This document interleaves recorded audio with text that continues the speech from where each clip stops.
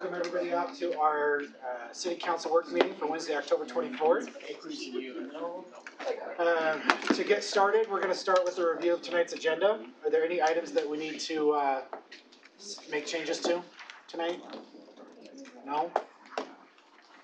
Okay.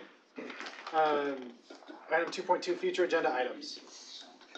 Brett, were you going to talk about Envision Utah in your city manager updates? No. Okay. So I think I mentioned this last week. I don't know if I have or not, but Envision Utah has approached several of the cities in the southwest corner of the valley, and they are looking to possibly do a very large study similar to what they've done at Point of the Mountain. And they're asking that every community contribute. They're saying the rough number was $15,000. They're looking for a $100,000 grant from Wasatch Front from the TLC program, and then they'll also be looking for some money from the developers and landowners as well. So this is, the intent is to be a study that's region-wide, that's got all the stakeholders in, that's everybody's participating in. In order for us to secure the grant for the TLC program, the letter of intent has to be in by 29th, so just a couple of days from now. It doesn't bind us to anything, but we as a council need to decide if that's something that we want to participate in moving forward. My intent is to work with the other mayors that have been requested. Pretty much all the other communities are on board of participating in this particular study. But for tomorrow, the mayors intend to sign a letter of intent for the grant. It doesn't bind us to anything. It just says we intend to apply for a grant. But for a future agenda item, we're going to need to have this as an item that we talk about and that we decide if this is something that we really want to participate in or not. I think there's some positives and some negatives that could come out of it, but we're going to get to the point here pretty soon where we're going to have to make a decision on one way. I want to see all the details. And that's kind of one of the things that we're needing. And so there are definitely agendas that get driven by. Well, and my thought is flipping it on its head a little bit. Envision Utah approaching essentially clients asking for a job is sort of the inverse of the way government works. Typically we would want a study and we would put out an RFP and we would look at the acceptable consultants that could do that, and we would go by our procurement code. So to me it's a little backwards for what amounts to a client coming to us and asking us to, soliciting business, yes. So pay us to tell you what we want to tell you. And I'm not saying Envision Utah hasn't done good work. I'm just saying I think that approach is something that is perhaps not what we should be doing as a government. If we want to look at putting out an RFP, even ourselves or in cooperation with the surrounding communities and asking those who could do such a study and do it the way that we do every other time we hire consultants, then I'm more interested in that. Okay. Well, we'll need to put this on a future agenda because we obviously can't make any, since it wasn't noticed, we can't make any decisions tonight. So is there interest to put on a future item? Oh, I'm willing to discuss. I want the information. Yeah. I want the information that such a study would glean. I'm just merely talking about the way in which we're deciding on a consultant to do it. As far as an action item, no. Discussion item. Discussion Give us work meeting then? Yes. So November 14th?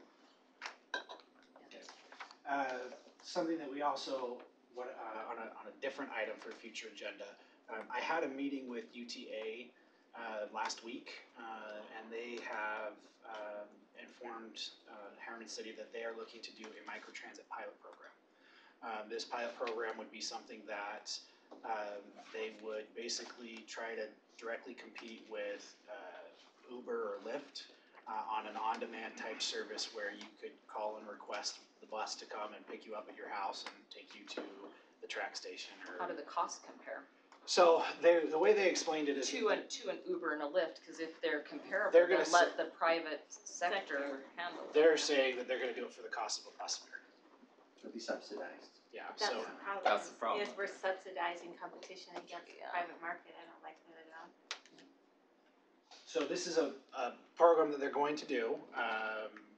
Whether or not they do it in Herriman is up to I'm sure they're going to want our input. What I would like them to do is I'd like them to come make a full presentation to the council so that you guys can see the details and see what's going So on. we can ask them why they're going to do this. Well, for example, the numbers they threw out, they have on one of the flex routes we have in the city, they have one person for roughly every 4 hours on one of the flex routes, and what they like to see is 5 for every hour. And so they're thinking this might be a better way for our community to get public transportation when we don't have it, when we're not serving our community necessarily in the way that we might want to. Michael, do you have? Yeah, I just wanted to, I don't know if I shared this with the council.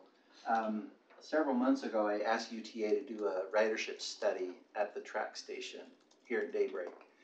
And for privacy concerns, they couldn't break that study down beyond simply municipalities.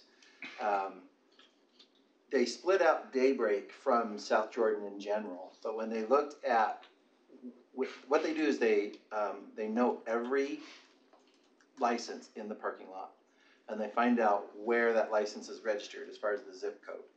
They gave me a study that showed that we were the largest single user at the Daybreak parking lot. Now, if you combine Daybreak and South Jordan together, they were the largest, but compared to those two separate groups, we actually had more users taking tracks. So we are using tracks, but we're not really using the shuttle. Yeah. That's circulating. And this Which is- essentially, this is a smaller version of the shuttle. This is exactly what. So what they're looking to do is they're actually looking to take one of that flex route that doesn't really have anybody on it, and for what they said they could possibly do at the same cost, so no additional cost, they use that bus as this on-demand service. No additional cost to So UTA. UTA. Because that would be my next argument, is they have plenty of holes they need to fill before they start expanding into a new service, particularly one that is well served in the private sector. So the point is to provide that public access and public transportation that's not provided, in our community. Because one of the things that we struggle with when we look at transportation, I hear constantly is well, you don't have ridership. And this is an intent. They want to increase their ridership. They want to see this be sustainable. So I'd like them to come make a presentation. We can ask all these questions to them directly. I'm not the best person to make this presentation. I just wanted to. So are they asking to come make a presentation, or you're asking us? Well, Well, they approached You want me- them to come make a They presentation. approached me and asked me if this is something that Herriman would like to do, and as a council, we make a decision. I don't make that decision by myself, so I said I would have to bring it back to the council instead of trying to relay that information to you secondhand. So are they asking to come make a presentation? I am asking for them to come make a presentation. You're asking. Yes, I am asking for them to come make a Mayor, presentation. we've been involved with that as well, and particularly Tammy, so I'd like her to Yes, comment, so- because this is going, Blake and I they had expressed an interest in having Herriman be a part of this pilot program. An option for us, but of course, there are some costs associated with that. But as part of the retreat that we have scheduled on the 9th, Blake and I have been working with them as part of our transportation and transit portion of that retreat meeting to take a few minutes and talk about some of the alternative options that they have, not just one program, but all of the options that they have to offer us.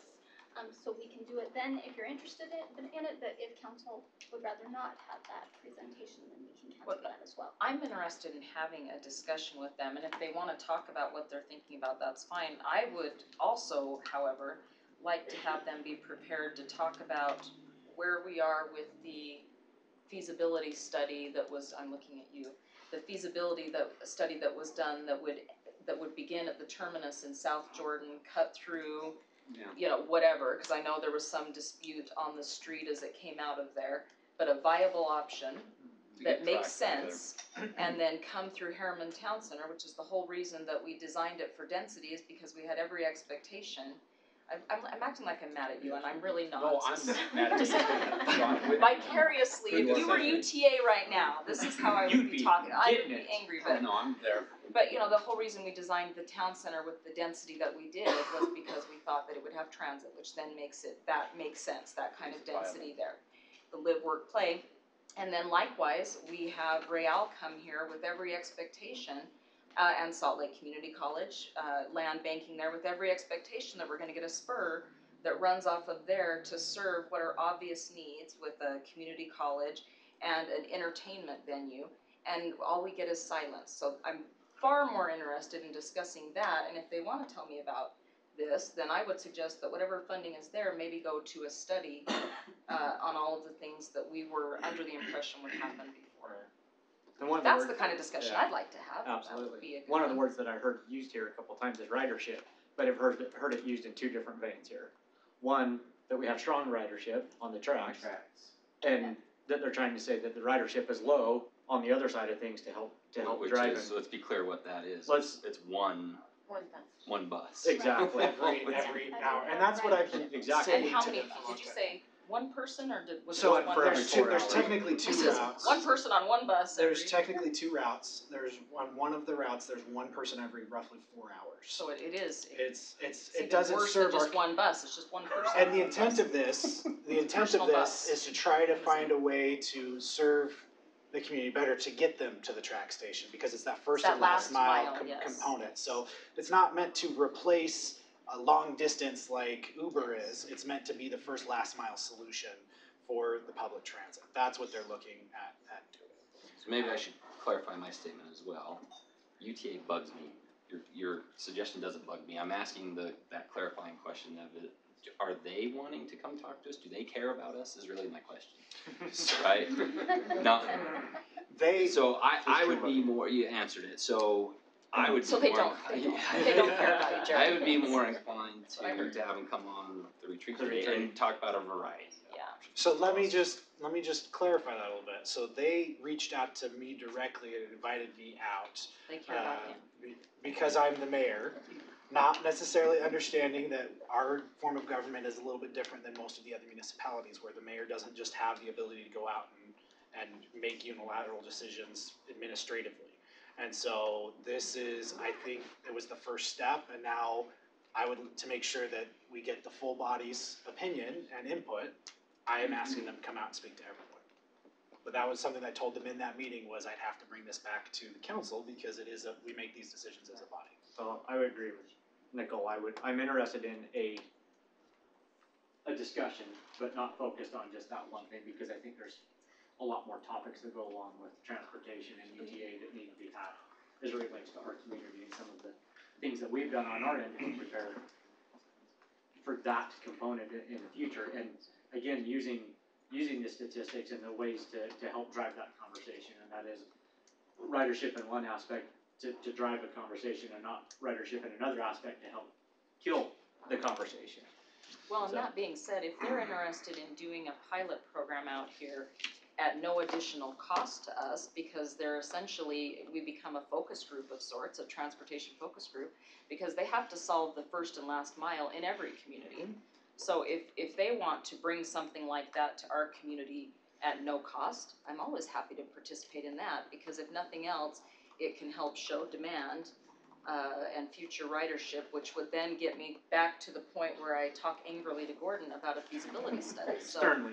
if that And- helps and move that that's where- forward, then yes, that's great. That's where I see this portion of this microtransit is helping us in that specific aspect of saying, we've got this gap, and what's we're being served with isn't helping, so let's try to find another solution that is, so that we can move those other projects forward, like the tracks line. So that's Bring where. them to the retreat.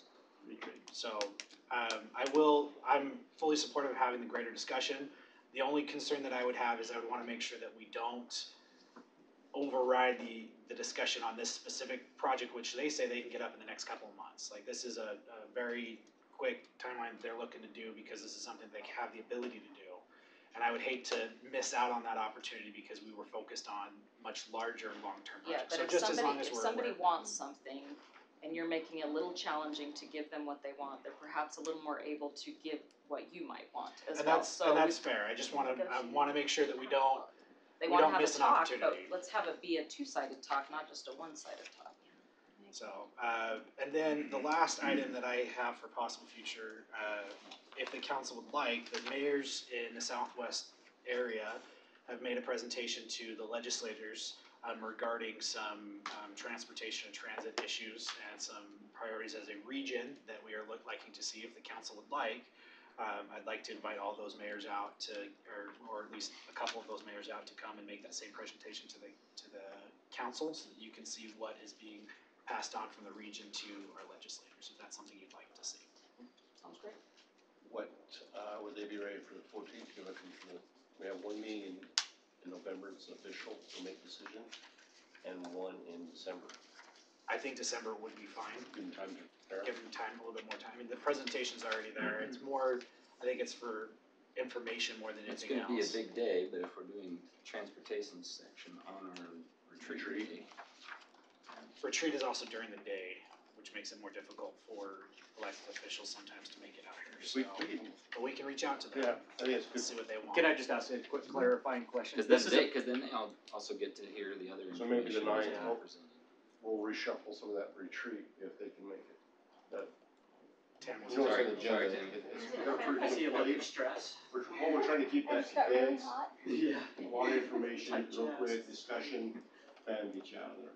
So what was your question? So my clarifying question is this is a presentation that they've already put together. This presentation's already been given to all of our legislators, so this is not, So I guess my other question is then the presentation that's been given to the legislators, where did I guess the talking points, where were those talking points decided at, as far as what was so given to the that legislators? was made by the mayors, it was very general, and I discussed that I've discussed with this body that I was participating in that group. We got quite a bit of help from the different staffs from the different city. Tammy and her team was very crucial. The vast majority of it was really informational. The idea is to help educate the legislature on the different narratives that are being put out there, that, you know, there's no density out in this corner of the valley, there's no, you know, you don't need anything because you're not working together, you're not participating in these projects.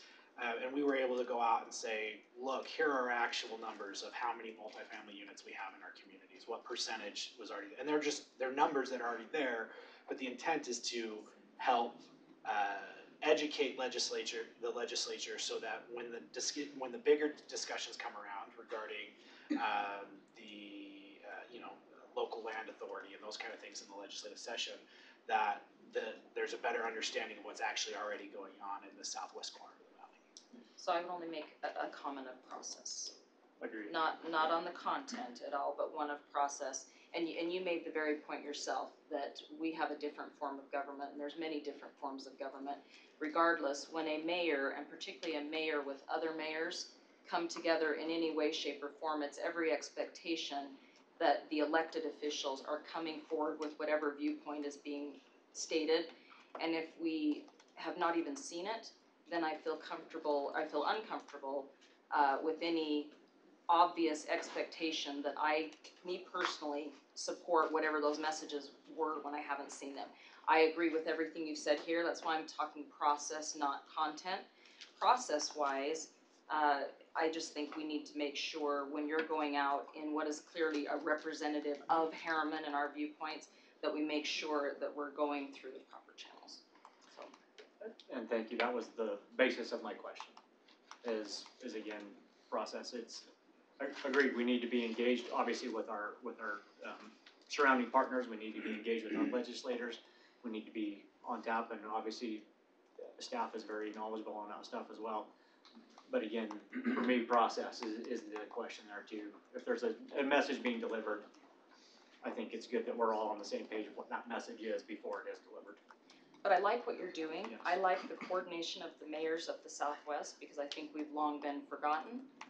And clearly, you have more power when you speak as a group. But again, I just get back to I think, a failure of process. But I like the goal, I like the intent. I would love to see the messaging, so. All right, thank you for that And feedback, is I that the appreciate it. same thing you referenced in our updates?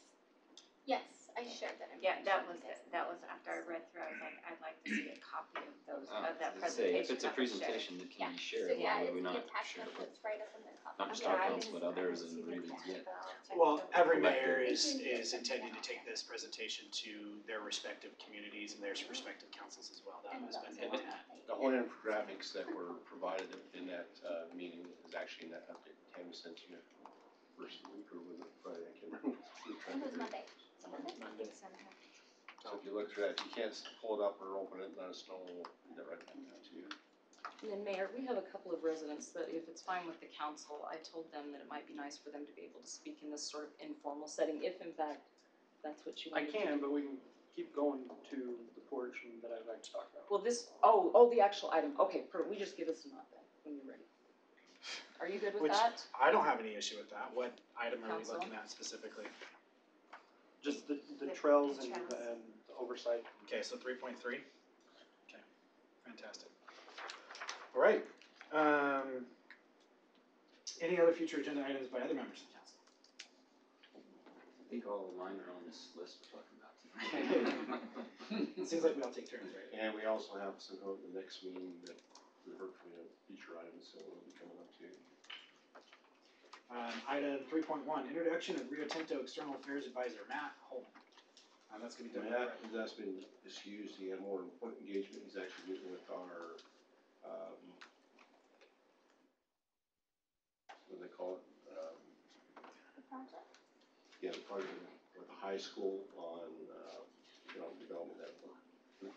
He thought the students were more important than you, which we actually agree. Oh. He's spending time with your kids in your community, so that was really good of him. What? I mean, We met with him, by the way, and he is phenomenal, they did a wise choice with him, and so maybe you can enlighten us on what his role is. Okay, What's so- external affairs for Rio Tinto. a lot of people in the audience don't know Piper Roads, with Rio Tinto / Kennecott.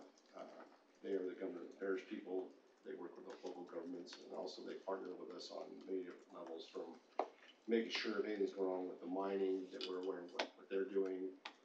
Also, we made them aware of what's happening in the city that might affect their operation. And that goes further than that, we give us support for our events, our town days, and then also I work with Piper directly on application for the visitor center and those type of things that are give back to the communities. So Matt's role is really just government affairs. Piper's has gone back in for internal communications and affairs. He's been external government affairs. So they're separating those hats again like they did years ago, because I think they got a little overwhelmed. He has worked in Senator Lee's office, so he's well versed about mining and the issues when it comes to federal government and local government. Seems very well polished and prepared to take on, understand what some of the local residents want and need from elected officials. So he apologized, but he will be in here to meet with you all. He's already helped me going through some issues through the day and this week. And we met with him Monday, and it's been every day since, so. Oh, I feel like we know him. Yeah, there we Go go. back on the agenda. That's great. All right, item 3.2, ice ribbon discussion. Wendy Thomas. So I can't believe we're already talking about ice skating again, but we are, and I've asked Kevin to actually take the presentation for me. He oversaw all the ice rink operations last year, and so he'll have all the feedback that he needs to know. So. Okay, Alan has a little PowerPoint to pull up. I'm working on it.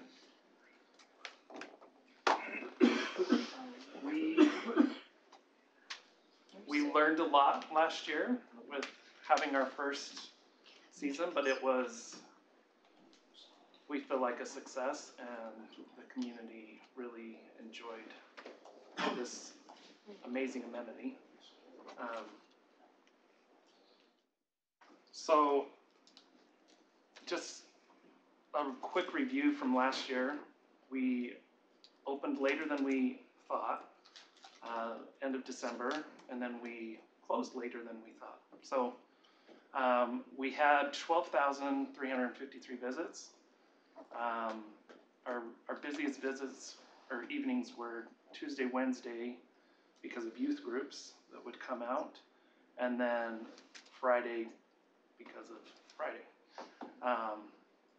Towards the end of the season, we started to try to do some more creative programming of the space to bring more people in, and we did a glow skate 2-night event towards the end of the season where we put lights on the bottom of the skates, and people seemed to really enjoy that. So we'll be doing more of that kind of stuff this year.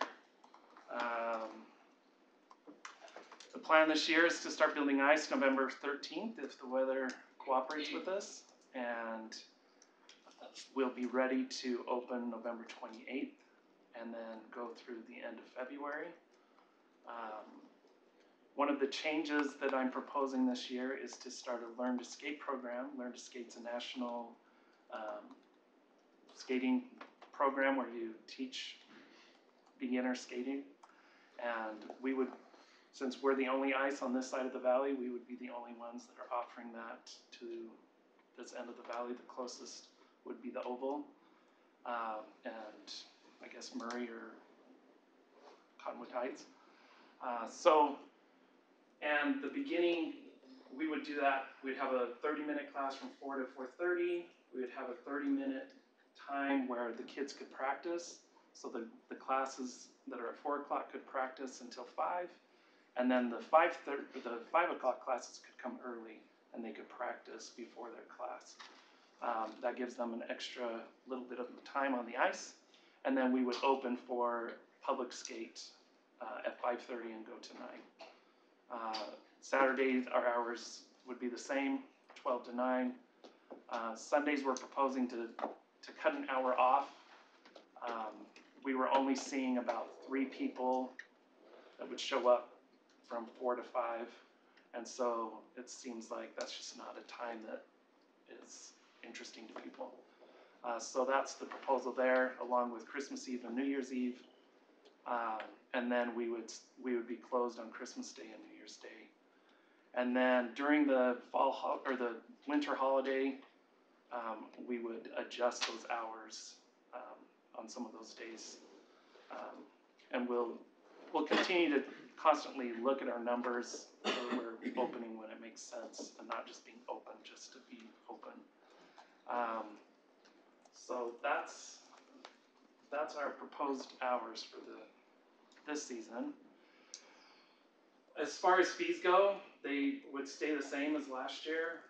We're only looking at adding some season passes, which there were a few requests of people that just wanted to get on the ice. Hockey players or figure skaters that just really want time that they can come. They already have their own figure skates and they want to skate every day, nonstop. So some season passes, and then the other punch passes. We've got a punch pass that would be without skate rental, and then one with skate rental, which we had last year. And then the fee that we're proposing for Learn to Skate is $35. I've done a cost recovery on that, and it looks like we would cost recover at that price. But as we've looked at the other Learn to Skate programs, that is considerably less. So that's something maybe, if you guys are interested, we would up that price, and that would help offset some of the costs of. Well, we ought to look at what the county's charging for any number of programs to give you some sense of, what the market will bear, so to speak. So, And it for may example, very well be higher. For example, Acord over in West Valley is $40 for 5 sessions. They're all between $7 and $12 It's a session. for each session. So this is quite a bit less. I think we ought to charge, certainly we want to cover costs, but Right. beyond that, I think we ought to charge what again is being paid and seems to be reasonable to those that want this particular service. I think a reasonable rate for us to start out at then would be 40 or 42, and then we can see how the market. So I would say just go ahead. It looks like you've done your homework to see where we need to be and price it according to your best judgment based on that. I just wouldn't want to get us overwhelmed with outside. I want to make sure our residents are taken care of first. I mean, this is an amenity for our residents, so as long as there's space available, I don't want to do it so low that we fill it up because it's cheaper. I want to make sure there's going to be room for our residents to actually get into it here. And there's the option too of our system allows us to do a resident non-resident rate also. So if you're interested in that, we could do a resident non-resident rate. That's very common. Cottonwood Heights does a member non-member rate if you're in their district. So I'm happy to do that as well. On this program, I would be interested in that, not ever on like a general ice price, but on the learn to skate, yes, for the reasons that the mayor articulated. Yeah, and the system will track that very easily. If they don't have a Herriman address, then. So I look at the learn to skate kind of the opposite way of, it's the loss leader. You're teaching people to come and use this. In return, people are gonna actually come and pay to do this later. Right? Oh, so you're arguing for less price, less than the. Well, I'd even be. Well, I would never go lower than what cost would be. Yeah, no, so I mean, if cost And again, I recovery think is you not bad. establish value though too. I think price establishes value as well.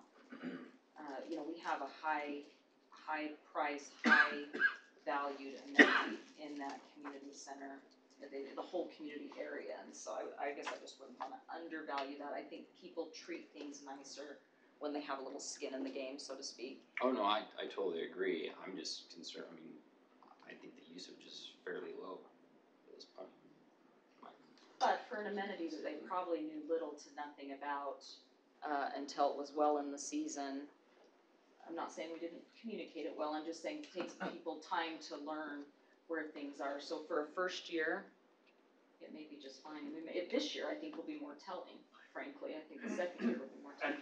And one of the things that we kind of felt as a staff was that they'd come once, maybe they'd come twice, and then, we went ice skating for the year, so we're done. But your event ideas are fun, where it draws them back Well, multiple times. Yeah, so doing those and then doing learn to skate, where now they want to come back because they actually Have a know skill. they know how to Yeah. skate instead of just fall. So I would be fine leaving it at the 35 for Herriman residents and increasing it to basically roughly what the county's at for non-residents. I think it brings the residents who are going to come here just on the off chance that they wanna skate a particular day. It leaves the room for them, but then it also shows the value for people that are not within our community. So, I don't know, and I think ultimately whatever staff decides on exactly where to set it, I'm gonna trust staff to make that particular decision, cause, unless it's absorbently different from what you're presenting to us. It'll be very similar to what I've said. So, I think the prices that we're looking at are very reasonable. I think people can afford them. You can't sign up for any kind of sport for that I know, price. when I was thinking about dance lessons or something, like 6 lessons for $35, that's pretty good. It's very affordable. Yeah. Very affordable. And really, part of it's what Jared is saying. We want to entice them to come back. Sure.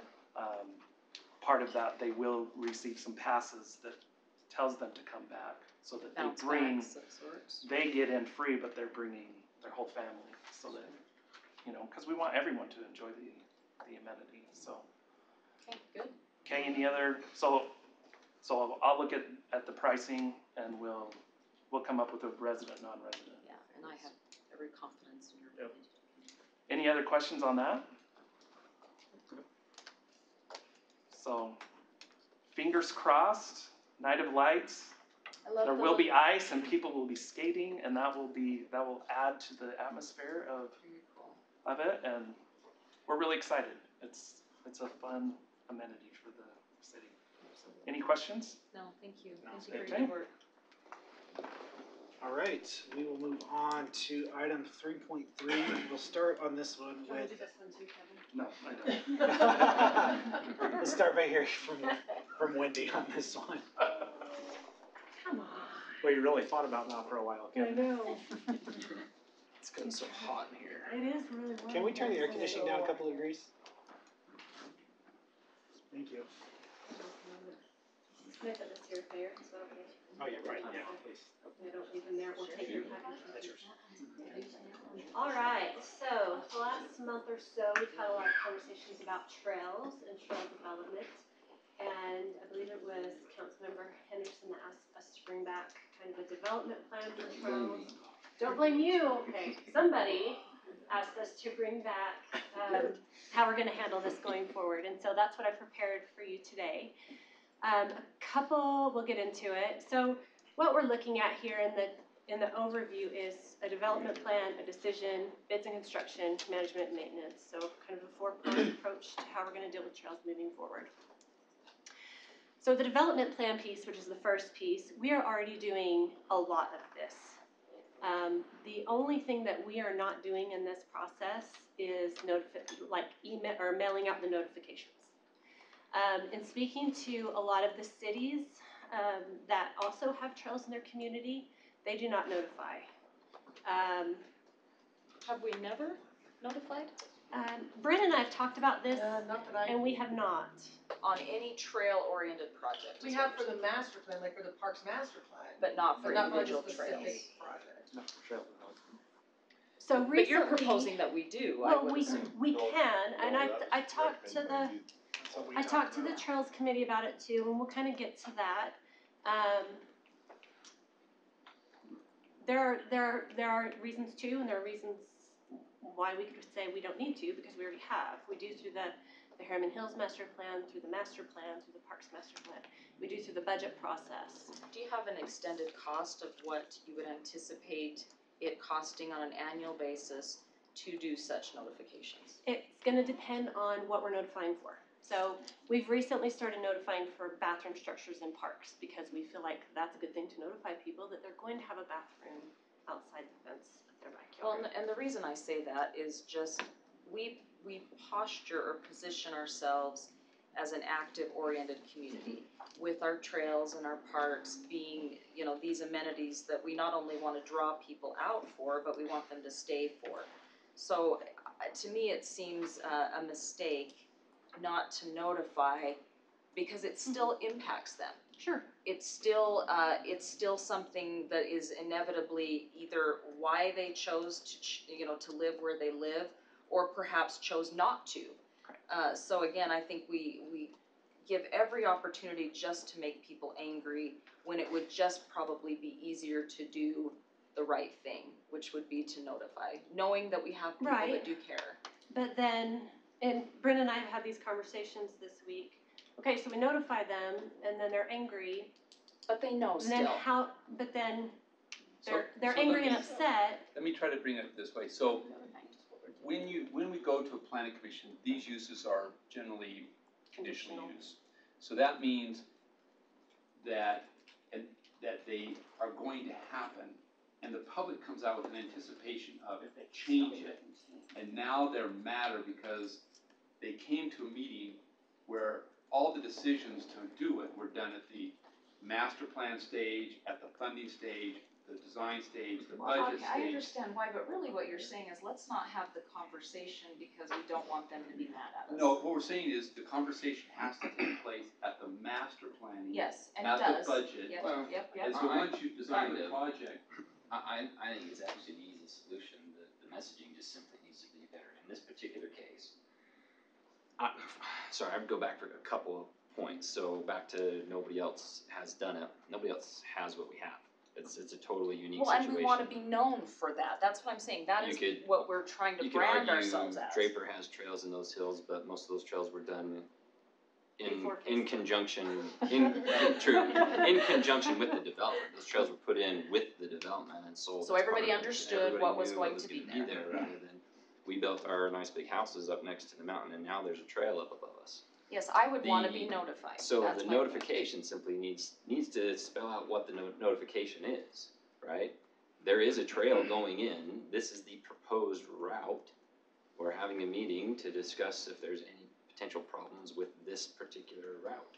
And right? even to your point, and what you're saying is try and have them not feel like we're having a meeting just to have a meeting when in fact they have no say. And I'm not suggesting in any way, shape, or form we do that, or at least we message accordingly, where it is, if there is truly no way that a resident attending that meeting has any sway and the decision is already made, then you bill it, so to speak, as an educational outreach. It is what it is, but we want you to know about it. The trail So you're is still going to be there. having, yes, and maybe the alignment can't change, so I'm saying, those people attending the meeting come with every expectation that they can't change the decision. It is going to be what it is, but at least they feel heard, and at least they feel like we've notified them. And we can also then go back to your point, Gordon, of explaining what the process is wherein these trails are approved, because we always need to be educating about process. Why would any resident have any clue what government does?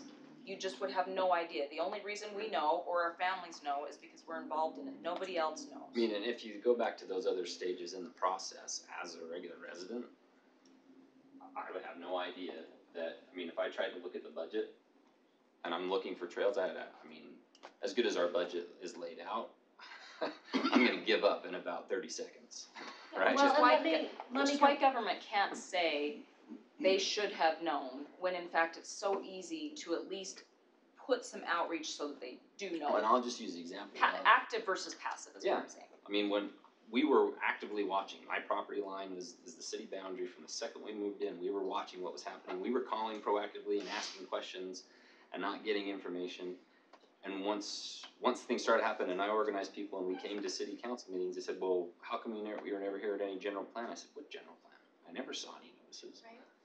I didn't know any of this was going on, otherwise I would have been. Or you likely wouldn't have even had any clue what a general plan was, or why you should be interested in it. We do a great job communicating, but when it comes down to it, like you said, that's what it is if we weren't involved in this, we'd have a different perspective. Right. So I'd like to. Sorry, and Wendy, I interrupted you, so do you wanna say something? Can I back up to the beginning? Yes. Okay. That's what, I'd like to hear the presentation first, and then we'll go. So, a lot of this we already do, right? You all formed the advisory committee, you appointed people to serve on the advisory committee in February of this year, when we redid all of the citizen committees. We put together project proposals, we do master plans. Now, granted, sometimes, and quite often, every time a trail is built, it moves. It never follows the alignment that's on a map. And that's due to a number of factors. It could be a different slope when you get up there, or they're looking at erosion problems, or they're looking at there's a lot of things that trail builders look at when they're building a trail. So it never looks exactly like it does on the map. So the advisory committee is set, the project proposal is identifying an alignment, identifying the purpose, who gets to use this trail, what kind of use goes on that trail, identify where trailheads go, where they'll work best. Is it on city property? Do we need to acquire property? How do we acquire property? And then establishing the budget. As far as the community consultation, we've already talked about that. We've talked about open houses. I talked to Bryn about notifying residents. We talked about that a little bit, kind of jumped to that piece immediately. And then receiving feedback back and forth, and then possible discussion at Planning Commission and Council. And this is something we just started doing with Planning Commission with, like I said, public restrooms and parks. We're adding 2 restrooms this year, or into next year, one at Prairie Oaks and one at Arches. And so we're gonna go through that process, because it's a structure, we feel like it needs to go through that process. And so we're gonna go through the same process that everybody else goes through when installing that structure. So, and speaking to the Trails Committee about it, they advised to notify. I think we're gonna get a lot of excitement around trailheads, because they always bring a lot of excitement. Blackbridge is a trailhead, for example, and that has brought a lot of excitement. So I think trailheads are going to be the biggest thing that we're gonna get a lot of feedback on. Otherwise, most of these trails, once you get past a certain point or so far up, they're not going to have any impact on residents. I mean, there's very few trails in our trail system that is going to be any closer than Eric's Trail is, for example, to those residents. I also think it's apart from the existing issue at hand, trail or trailhead, I also think the notification process is a good opportunity to continue to educate about this branding effort of ours in terms of outdoor activities, all the different parks you do, all the unique kinds of parks, certainly the miles of trails that we want to interconnect on all those things. And the point that you just made, that a trail is never the same as it is on a map. That's a message that ought to be reiterated every single time. Again, establishing the expectations accurately, at least attempting to, and people attend or don't attend, but you've made the effort. And we're happy to do that. So that, the notification piece is probably the only piece that's been missing from the entire process. So what we need to know as staff, and we can talk about it at the end, I'll go to the next. All right, so once we get to that point, we've notified, we've had meetings, we've gone through planning commission, we've brought it back to council. We have a decision to make, right?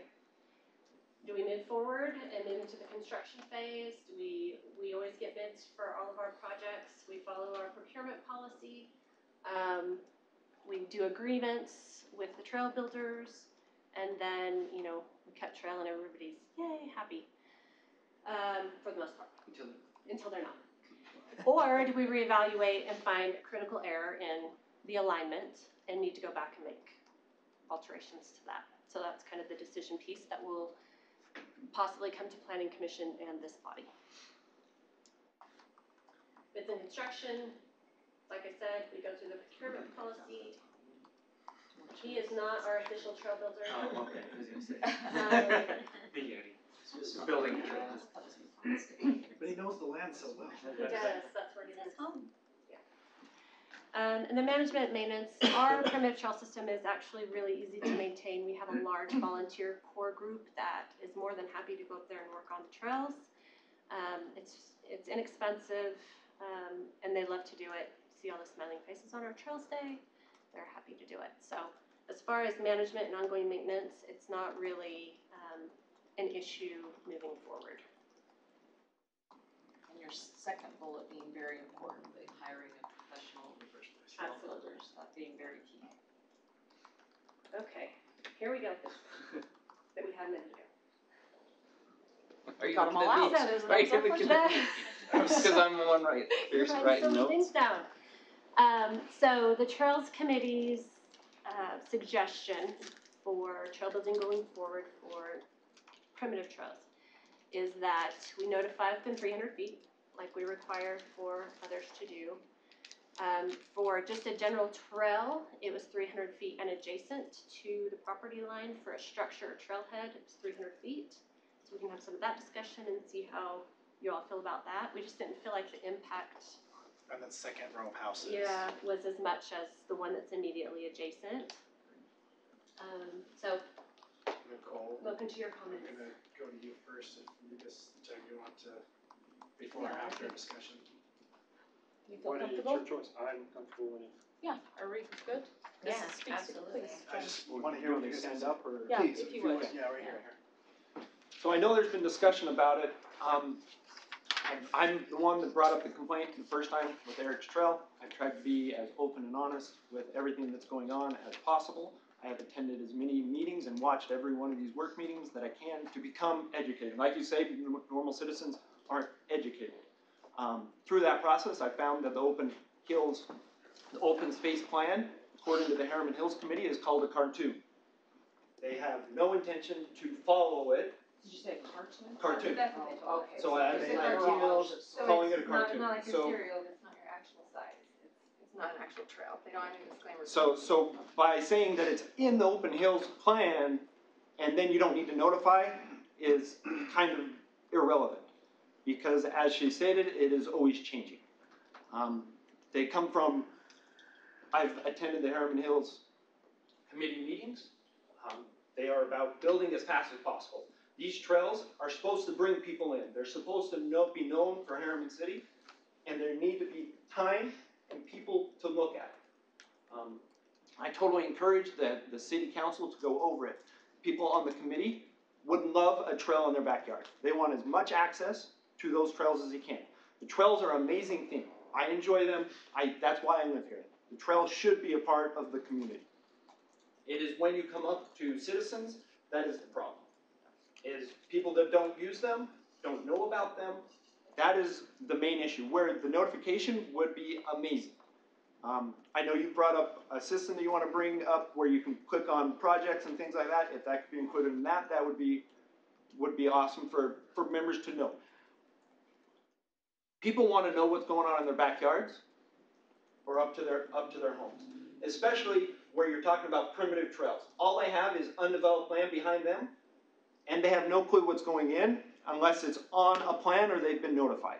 They know that it's Herriman City land, or at least some, but Herriman City's buying land at 2 to 3 parcels a month or more. I know they're trying to buy as much as possible, and that's part of the plan, and I agree with that. If it does come back to the council, I would say as a citizen going through that, I don't think my voice has been heard. I try and say stuff, and I came and made a statement in city council. And people got up because they had been notified on social media that I was there to close the trail, which was not the case. And the only people that I had told during that was people in city council or that represented the city. So there was misinformation. They came up after I presented. They were fine if, as I presented, I would pay for the trail. So they weren't for it or against it. They would not oppose me. So there's no opposition. The same person that posted on social media that he was against the trail, closing the trail, has now posted that he would be fine if it got moved.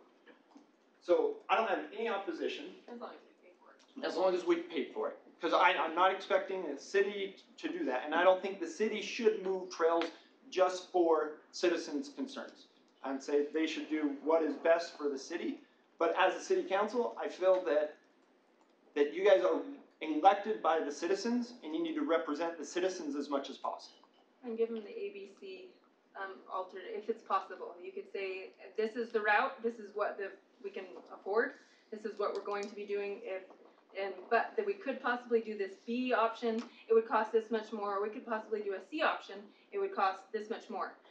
If you care enough to come up with the funds, that would be awesome. If not, we're gonna be doing option A, that's what the plan is. Because primitive trails are different than a lot of the trails that are run through the city. The city owns a swath of 20 feet, you know a trail has to go there.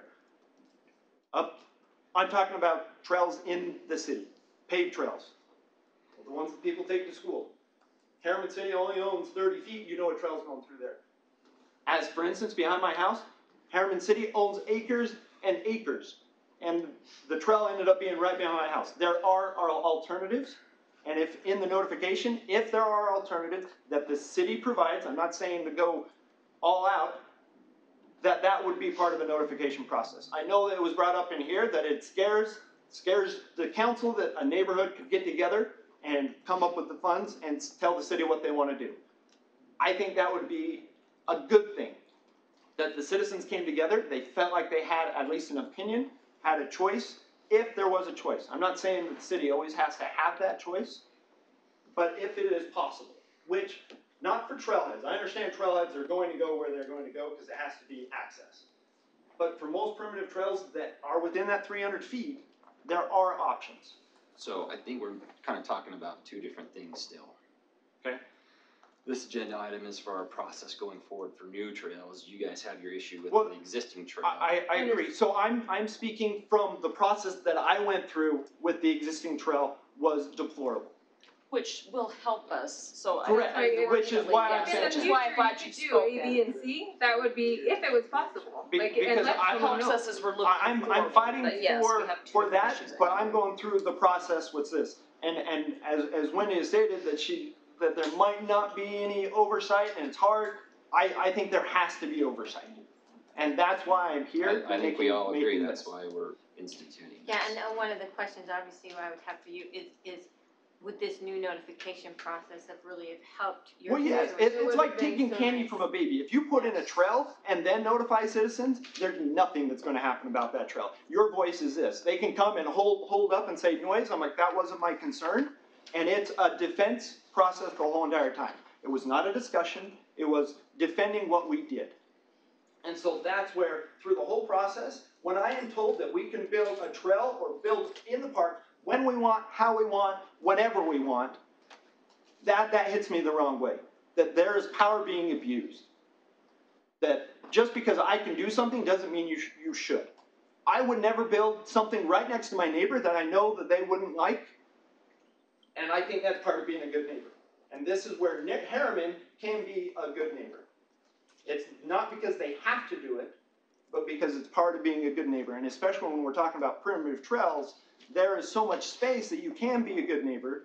And if it comes down to funds, which is the case that I was here, if you present it to the citizens and say, this is option A, this is what we're going to do because we are limited on funds. This is option B, if we can raise these funds. Because I understand that we are short on funds because the proposal with getting the grant fell through because the Herriman Hills initiative fell through. So I understand that it comes down to funds, but that's no reason to cut corners and inconvenience neighbors when there are other ways to do things. Because these trails, they're not just dirt paths and somebody in the field. These are as impactful to citizens as any building, any store. If your house is right behind a store, you're going to want to know something. Even though it's only trucks coming in at certain hours a day, we have people that we can see coming down all the time from 5 o'clock in the morning to 11 o'clock at night, whether it's raining, not raining, or whatever. So it does impact your citizens' lives. Thank you. Thank you for listening, and really, we've tried to reach out as much as we can to it, and we have received very little information back. And that's what has been frustrating for us, is it was done, we tried to be in the know, we tried to follow the Open Hills plans, we presented that as this is what we're not, we weren't notified, I understand you didn't have to. And then we tried to reach out and it's kind of crickets, and then, okay, we're doing it. Even the Herriman Hills Committee on paper says that they wanted, or that they would recommend to move the trail, or at least add another trail, and then all of a sudden, it wasn't done. So there's stuff going on behind doors too. Because the only reason to not move a trail or to do right now would be, there's no opposition, because everybody that's opposed it has said they'd be fine. There's no cost to the city, and I'll stop right here, I'm out of time. There's no cost to the city or very minimal cost, and it just comes down to nobody wants to admit that what they should have done. And so I appreciate your time, and I'll sit down. Thank you. Thanks, appreciate it. Thank you, and there's several good ideas there, but I still think going back to kind of crossing over two separate issues so we need to move ahead with this process for all of the reasons that he just articulated and we've spoken about since then. But kind of the separate question is, we did direct staff to look at options to fix this problem. Where that's not on an agenda. That was brought back last. You missed that meeting. You weren't about that meeting. Okay. So I think we should talk about that in a little bit. I want to talk about this first, and I have a couple of things that I just want to maybe state or point out or maybe suggest. First, we talked about that somebody mentioned that we already notice our residents when we do the general plan or the master plan or whatever. And something that I've heard from members of the council many times is that the general plan, and this was reiterated I think several times, including this comment that apparently the Hills Committee calls the plan a cartoon. That was... So they're renderings. Okay, the renderings, okay. It's just like the rendering for the playground. So... Well, and I'll say, but Cindy, I think you explained this in the last meeting when we went over this. Hold on just a second. So, as a council, when we talk about these master plans or general plans, we also are adding them to the general plan. Even in the discussion when we just adopted it, we said it was general. It's not exactly what's going in. This isn't exactly, even though we show maps of where we're intending to put these things, and I think that in some ways is where some of this is coming from, is the idea that, well, you're showing us a plan and then you're changing it without notice. And I think that is almost the bigger issue, is changing it. So as we're looking at the process moving forward, one of the things that I would like to see is maybe if we have a situation where the plan is changing by more than, the trail is going to be in a different location more than 10 or 25 feet, and it's within 300 feet of a house, the same place we notice, that it does have to come to the council to allow us to mitigate. Because we talked about how this is a conditional use. Well, conditional use, we're still allowed to address mitigating factors. So as a planning commission or as a government body, should we not, if there is something that we could do to reasonably mitigate an issue, should we not be having that discussion if the plan changes from what was on the master plan? So the only thing that I would say to that, to caution you, is that a lot of time those changes come when the trail builder is building the trail. Mm-hmm. And so we stop his work on the trail for however long it takes to come back. No guarantee we're going to get him back. Right. But the fix to me So that's what's is a preemptive strike, though. I think at any place where you have trails listed in whatever document format that you are actually putting in there that the actual trail alignment may vary, and then you're doing the outreach that we talked about, at the start of a build, and you're having that conversation, you're explaining exactly what you just did, that trails is more of an art than a science. You've gotta work with the ground so that everybody understands, so that at least the conversation, there's been an opportunity to have the conversation, and we're not pitting neighbors against neighbors, that sort of thing, because we're at least bringing a discussion to their neighborhood.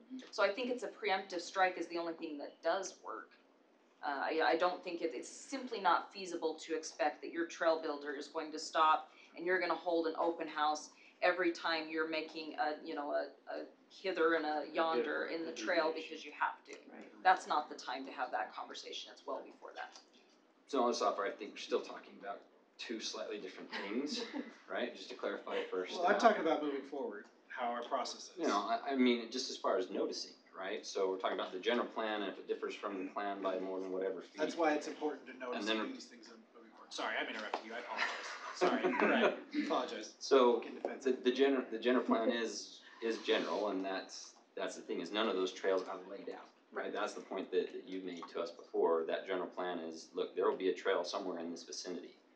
When we make that actual determination where we think that trail is gonna lay out, that's when we notice, yep, the trail's gonna go through this area, and then we go through the process that we've outlined, where there can be several options to look at, and yes, it's going to vary, and that's where that's worked out. We can't set the bar at, if it differs from the general plan by a certain amount of feet, because it will differ every single time. Those are not laid out But you can have the trails. preemptive warning of There's gonna be a notice. the actual trail- this alignment trail- will yes. vary. Does that make sense? So Because it's once not they meant- see it on a map, they think it's real. so it's But part not, of the noticing has to be that Yeah. education. right, so as far as the general plan, it needs to be clear that these are not laid out trails, it will be somewhere in this vicinity, so rather than a trail drawn in here, Yeah. it'll be Yes. somewhere in here. Don't make it That look make- like a trail Right, does that necessarily. make sense? Yeah.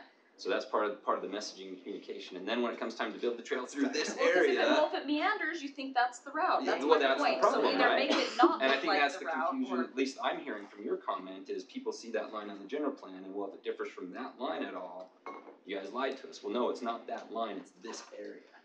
Right? but you can understand why that why that feeling Yeah, would be thus, absolutely. because again, getting back to, here's two residents that were very involved and actually know more than most, but if I had with no involvement in the city, looked at the general plan, I would think that was, especially That's the where the name line of is. it, general plan, I would Right. think that was the Bible of the city. So again, it just goes back to governments needing to be more proactive with the communications, because it's Yeah. just not So understood. I think maybe we need to change the general plan, and it's gonna be in this area.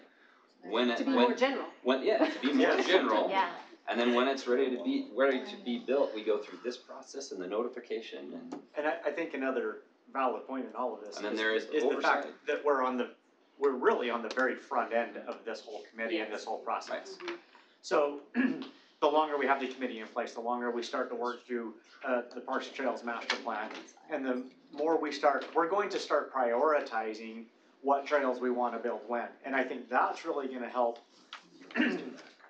drive the discussion and drive the notification component of that as we really start to look and target and prioritize. This year, these are the trails we're gonna focus on, and as we get down to the nitty gritty, they know that these are the areas that we're focusing on. We can have tons of communication around those that week.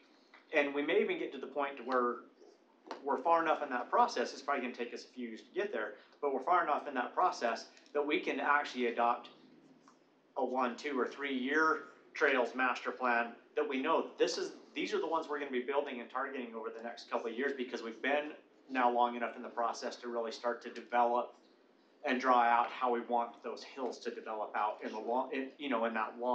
that long-term vision. So like I say, I think we have to recognize that we are still in the infancy of this whole process with the Trails Committee and all of those things. And this is a good process for us to be talking about, to be able to outline what we want that process to be moving forward in communications and notification. I think we all agree has to be part of that. yeah, I think that we heard some comments at the city council meeting 4 weeks ago or a month ago, when people said, well, we saw the lines and this isn't how it went, so I think that portion has to be removed from that. I echo that we have to just make it say, highlight it, this is the area that this will go in, and the lines can't be there. Swath of. Generalized. Yeah, general plan. yeah. Okay. Bubbles. So two quick points, if I may. So in section 3, community consultation, noticing residents, I think 300 feet is good. I mean, you're gonna, with especially adjacent property lines, and I think the adjacent property line handles the elevation issue, I think. So I think that's good. The question I would have is, does it come come back to the planning commission and council? What does that look like? Well, that's part of what we've been Just talking to approve about. the route, approve the Well, budget, and- both? Well, there's no approval for conditional use, correct? There's no public comment, there's no, It's technically not, it's not a public hearing for conditional use, no. so. But it's- the practice has always the been practice to is- People allow show public, up, we'll allow them, public but comment. it's not noticed as a hearing. But it's not noticed as Right. There- If people come and want to come, they Right. can come. Was I incorrect in my statement though with our conditional uses that we can address we can try to mitigate potential impacts on? Absolutely. Yeah. So I guess my question is, we get to that point, it goes to the planning commission, and they either approve or alter the route. I'm looking at Brandon. Technically, a I've conditional never use, done yeah, it. they would never come to you. The planning commission can make a recommendation That's new territory. This is all But new. it does, to mitigate concerns that may have been brought up in that public comment. so that part approving the route will not come to this body approves the money. That's what I'm getting to, is that residents have an expectation that they come to their council member, they can change the route of this. Right, that decision would not come to us, just like somebody building a garage in their backyard, it goes through the process, through the planning commission, does it meet criteria? So is there like an appeals process for that? Because my feeling is that planning commission are hired and appointed by us, but we are elected by the people. So at some point, they have to feel like they can come to us and that they can be heard. Do you know what I'm sorry to open this can of worms, but that's exactly where I was That's a going. good point. There is an appeals This process. I feel kind of falls in between, Yeah. right? Building a But the garage in my appeal wouldn't come to you. backyard, Not going to, no, Right. No, exactly. going yeah. through the planning There's an commission appeals process is a process, little but bit I didn't different mean than it a came to location of us. a trail that has other Goes to our appeals implications Yeah. citywide. But you're opening a Pandora's box. As I just said, I don't wanna. Because then if I'm gonna play devil's advocate for just a minute, I'm going to say, Somebody appeals if garage. you are gonna allow appeals on a trail system coming back behind me, and to the gentleman's point, it has an equal impact to a building in his viewpoint, because it's in his backyard. So then I would make the alternate argument then, well, if that's the case, and I can argue that a trail impact is the same as a building impact, then I want all development to now go through council, which is where we were at one time and changed it to go through the planning. So I think you have to liken them the same and understand what you're saying. I actually totally agree with you, but I wanted to bring this up for that point. And the other one I'll make is that in favor of going through the planning commission rather than this body, is that this body is a political body. And I witnessed it in previous councils, previous one a few years ago, and then when I was a resident coming to meetings, going, how can I change this stuff? Where if there was any sob story in the room, one of the council members would go, oh, well, Well, I and need- that's I why need it to was make them happy. removed from the elected body, but I versus an totally appointed agree with person, what's right? your argument. There's a reason that the planning commission is set up the way that it is to help create that division So of duties. our job is general plan. Yes. This is a For those retreat parts. discussion, my friends, this is not a Do you want me to tonight do that? discussion. A 2-day retreat. Yeah, well, I'm not saying this retreat, I'm saying this is a much Sherry brought larger that Because you only discussion. think we can get it done in 2 days. I just Wow, have that's to- optimistic. This Like, there has to fundamentally be avenues shifts the way we would do Well, business. technically, so. we appoint the planning commission, so if they're not doing what we want, technically our power is to remove them at any time. And we can change the process if it's not working. Yeah, if they're not covering the process, that's your role to. But that's the thing is, there's always somebody who's gonna come and say, I want an exception, I want you to fix it for me.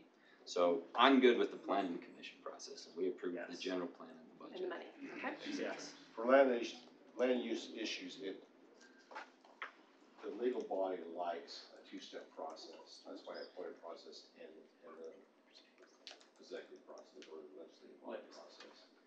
They like that 2 layers of a process. You know, you appoint them, that allows the public to have 2 different processes. Like checks and balances. Yes. Another quick point, because we got several emails, I know I got them and several other UTV guys there. This discussion's been about primitive trails, walking paths that are easily more easily installed, less costly, etc. This is the initial thrust. I'll speak for myself, and the rest of you can say otherwise. For the last several years, since we've been able to qualify for the government funding to purchase this property as a buffer for Camp Williams, my main thrust has been, show me the money, right? It needs to benefit the city economically. This is now a resource that we have to draw people here to spend money and then go home and receive their services. I absolutely want to see ATVs and work with the county, get to connections to Yellow Fork Canyon, et cetera, et cetera. So I'll just make that comment, because I know you guys have gone out of your way to come here tonight too, as well for that. May I add a comment real quick to that subject exactly? If it's brief, Yeah, we're running out of time. I will be like 1 minute. Okay. UTV Utah is the group, I live in Ivy Farms right over here, just a resident of this city.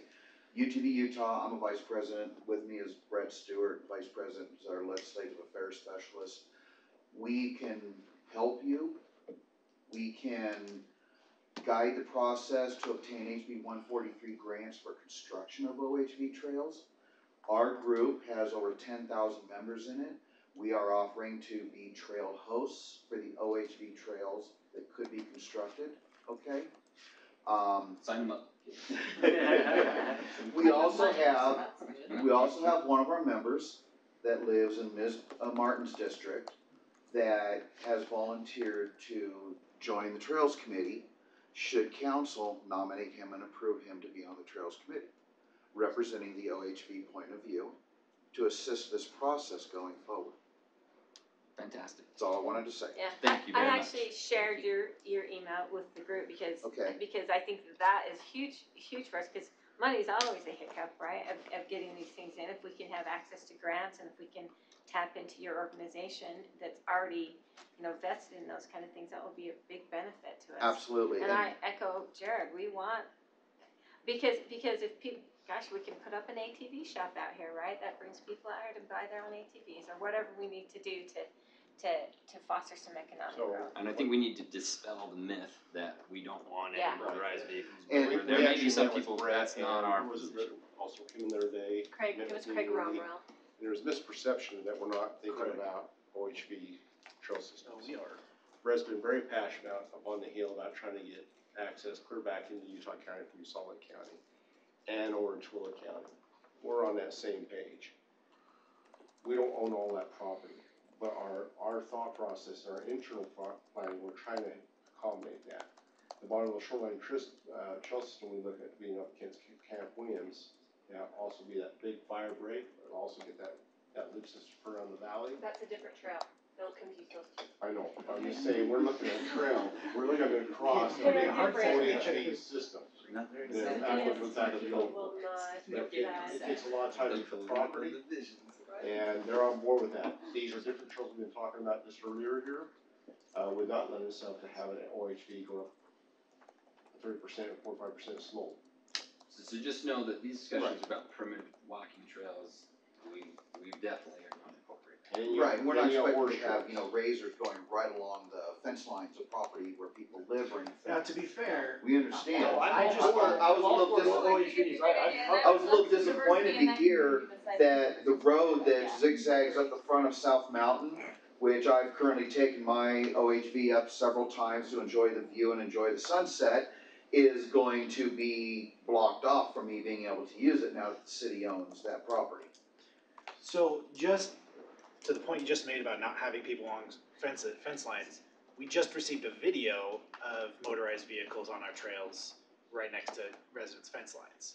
And so I'm sure it was an individual bad actor, but it does happen. And so that's one of the things that we've got to make sure we're But addressing if you as have well. designated trails, It then they, helps. No, and I agree. I totally am supportive of off-road. That'll mitigate that issue right there. Do you have a quick comment? And then we're gonna have to wrap this up. Yeah. in just a everybody gets second. 1 minute. about it. You start. I know, I'm the worst, I'm not talking. Go ahead. First off, there's a lot of money that's, and revenue that's created with the OHV Oh, community absolutely. through licensing their trailers, their OHVs. I mean, when you see a big rig going down the road, you're talking close to $250,000 going down the road. They paid sales tax, property tax. But through this Trails Committee, Joe has reached out to us and wanted to talk to us. She says, we're talking would you tell your people to back off because they're going on our trails? But we would like to do a system, maybe within the next 2 decades. And it's like, well, that's not fair. Everybody's invited to this trail system at the OHBs. We got handicaps, we got elderly. And alls we're asking for, as the property is being acquired by Herriman, maybe we could start with the little trail system that goes up to the top to see the lights or whatever, just get out, take the family for a little spin up there, and then as the property is purchased, eventually, I think Wendy says that you'd like to do a loop all the way around Camp Williams. But I'm also in the process of working with Salt Lake County of trying to get access from Butterfield all the way over to Utah County, and once you get to Utah County, they're open arms saying, come on over. So we just, everything's allowed except for the off-highway vehicle, and if you was to put it up on, higher on the mountain, it's not gonna disturb the neighbors down here. So I think, and as we bring this circle up and finish this, I'm supportive of looking at our next appointment to the, Trails Committee to involve somebody who's involved in the off-highey vehicle realm. I think that would be more than appropriate. And I think as we start to go through this process and we start to try to, we need to start really focusing on where we want that particular amenity around our city. It's not necessarily that we don't, because we do want it. We just need to find the right location, and designating that now might make it easier moving forward for everyone to be on the same page. Funding and groups can help do it. Fantastic. Absolutely. So, Can I have one thing real quick, and then I promise? you've got 10 seconds. So, we got, House Bill 143 passed through legislation last year. We can get the funding for anything that needs to be done with the trail system. We would love to adopt it and take care of it. We'll sign it. We'll, as a citizen, patrol it if we see anybody getting out of line. So we have a lot to bring to the table and 100% funded. Okay, awesome. Thank you very much. We appreciate it. So I have a question now, we have in our packet That this was- draft, Yes. right? So, How draft is that draft? That's, 'Cause it seems no, very draft. so this is our current ordinance that includes trails as a trail facility. And there are a lot of things that we need to add. This is severely outdated, so we need to update it. What I need to know, and I'll bring this back in a future meeting, was there was some confusion over whether motorized vehicles were allowed on our trails. Number N. Since the ordinance, yes, since this ordinance has been put in place, the answer is no.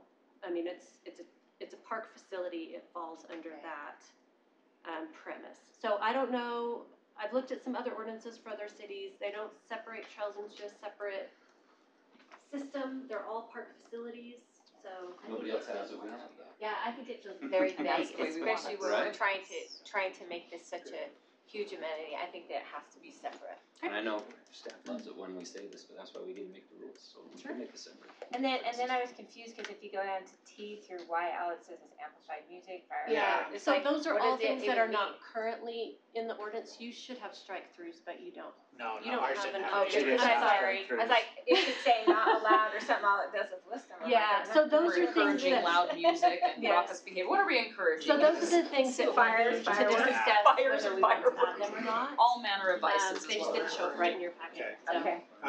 As you're looking at this, the only thing that I noticed as I was looking through the code was, and this might be addressed by separating out trails, but when it says facilities, there's no real definition of what our facility was. And so when it talks about, the clean air and no smoking around our facilities, does that mean the trails? Can people be out and smoking on our trails? And I know it doesn't, but we might want to clarify that if we're going to go ahead and review this anyways.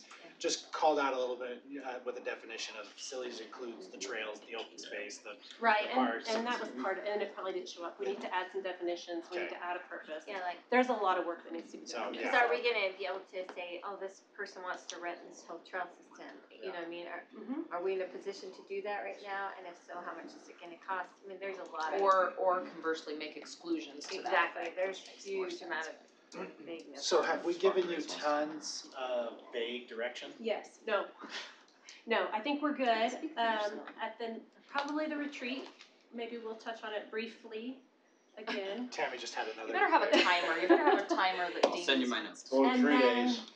Yeah, we're going 3 days, all weekend. We'll briefly recover, what we talked about, and then maybe at the 14th council meeting, we'll put it Okay. into action. Does that work? Yeah, thank you, Wendy. We appreciate it. My pleasure. pleasure. Thank you guys for being here. Yes, thank you all. Thank you. They have the committee tonight? Everybody gets one. You guys have The a rest of city stuff. council meeting? Yeah, we do. No. Okay, you could leave now if you want to. I appreciate time and Thanks for listening. No, I appreciate you Really, guys coming the whole out. process, it was just communication is the biggest thing. So I'm trying to use what we learned through this and apply it to, so nobody else kind of gets this. And a lot of things aren't gonna fall within 300 people. Nope. And so, It's a non-issue. most of the things. It's all back, that's when all the folks are like, where's Anderson's Trail? And then I'm like, No, only one place appreciate in the you valley, guys and it's right doing by what you my can house. so we can fix it now I versus appreciate, I later. know this is at the very beginning and there's tons of work to do, but I'd rather get it done now than. Thank you, we appreciate it. We're gonna go ahead and try to get through at least one more item before our general meeting. So 3.4, the fourth item, discussion pertaining to agricultural zone within the Herriman Land Development Code. Michael? So, I understood from the council, or at least some members of the council, that you wanted to have a conversation about agricultural zoning, and I think primarily about uses within the city.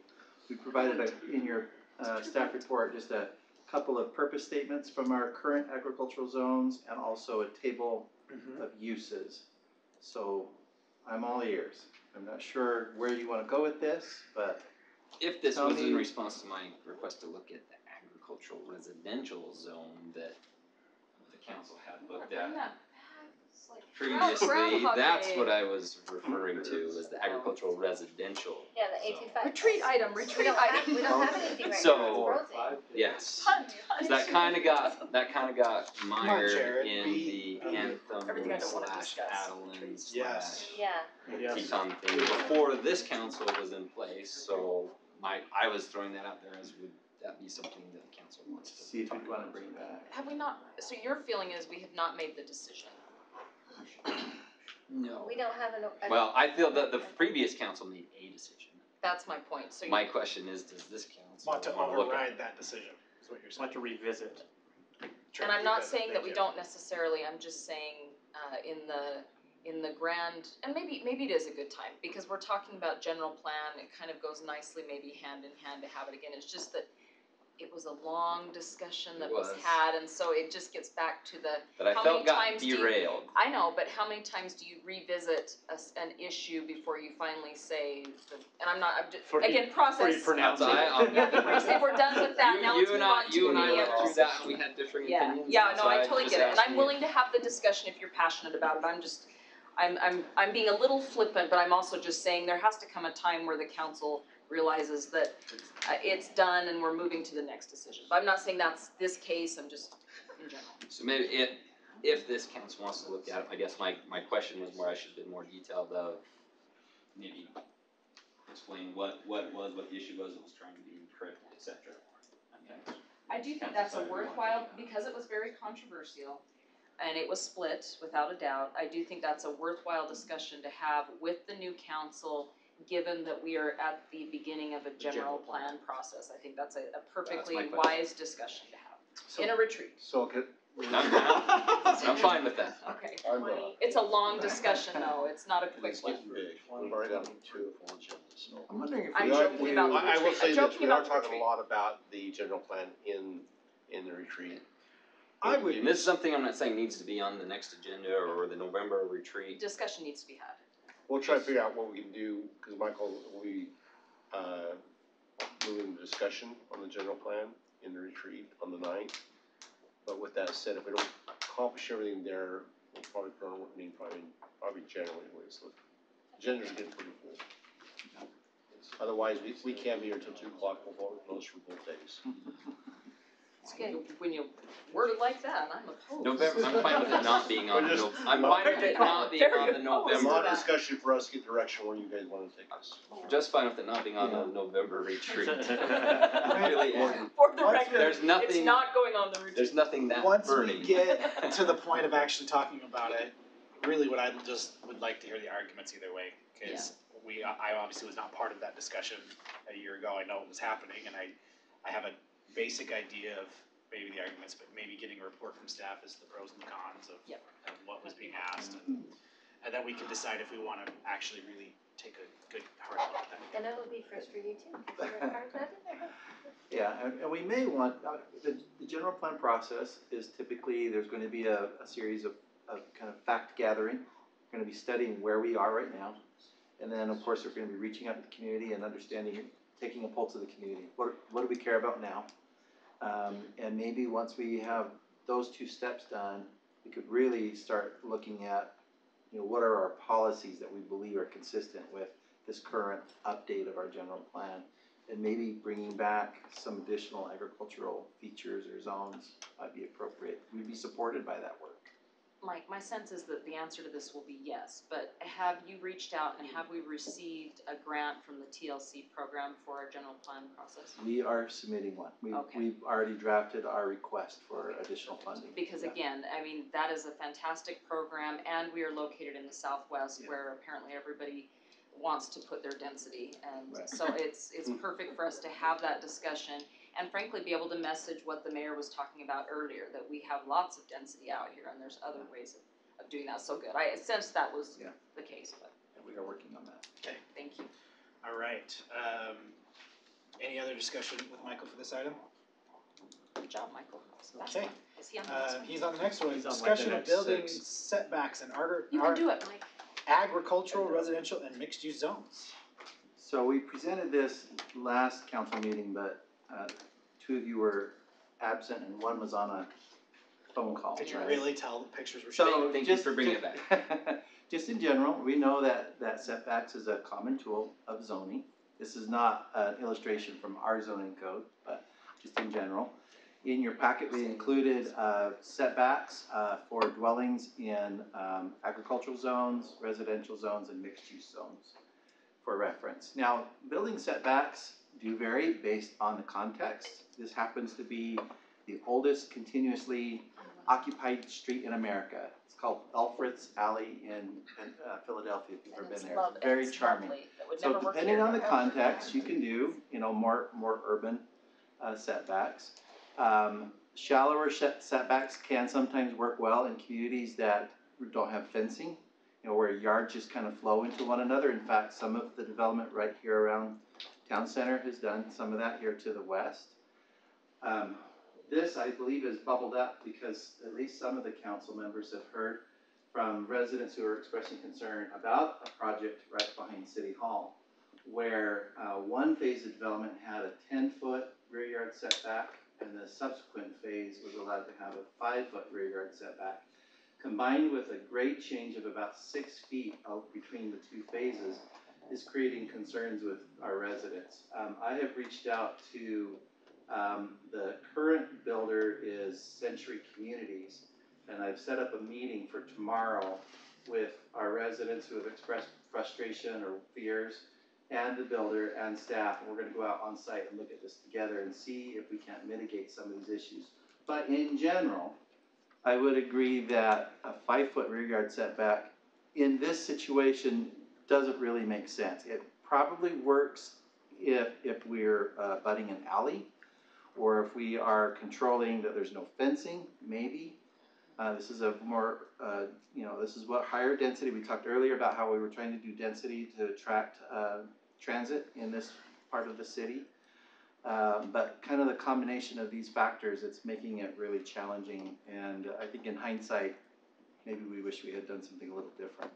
Does Century see the wisdom in working with us on They that? do, yeah. They were very open. Right now, I've been talking with them about that they would plant a row of columnar trees that would create a visual break between the 2 projects. They've also committed to making sure, and our engineering team will be looking at this, making sure that we don't create any drainage problems.